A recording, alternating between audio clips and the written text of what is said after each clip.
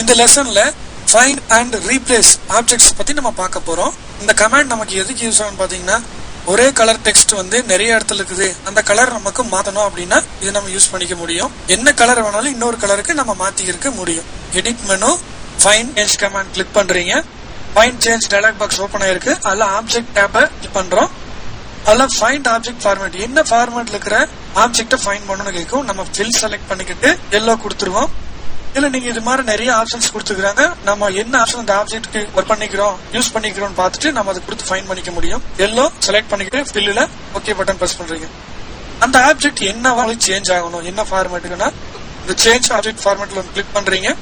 Fill maroon கலர்ல மாறணும்னு நம்ம கலர் செலக்ட் பண்ணிக்கிட்டு ஓகே பட்டன் பிரஸ் பண்றீங்க. இப்ப ஃபைண்ட் பட்டன் பிரஸ் பண்ணீங்கன்னா உங்களுக்கு அந்த டாக்குமெண்ட்ல இப்ப ஒரு ஏரியாவை நம்ம செலக்ட் பண்ணிருக்கு. இப்ப சேஞ்ச் கொடுத்துட்டீங்கன்னா உங்களுக்கு அந்த இடத்த மாத்திருக்கு. இதே போல நம்ம ஃபைண்ட் நெக்ஸ்ட் கொடுக்குறோம். இது ஃபைண்ட் பண்ணிருக்கு. சேஞ்ச் ஆல் கொடுத்தீங்கன்னா எங்கெங்க எல்லாம் இருக்கு அங்கெல்லாம் சேஞ்ச் ஆயிரும். சேஞ்ச் அண்ட் ஃபைண்ட் கொடுத்தீங்கன்னா ஒரு எங்க இருக்குன்னு கண்டுபிடிக்கும், சேஞ்ச் பண்ணும், மறுபடியும் கண்டுபிடிக்கும், சேஞ்ச் பண்ணும். அப்படி இருக்கு. நம்ம சேஞ்ச் ஆல் கொடுத்துருவோம். கொடுத்தோன்னே இதுல 5 ஆப்ஜெக்ட்ஸ் இருக்கு, 5 ஆப்ஜெக்ட்ஸும் ரீப்ளேஸ்மெண்ட் பண்ணிட்டேன் அப்படின்னு சொல்லி நமக்கு மெசேஜ் வந்துடும். ஓகே கொடுத்துருவோம்.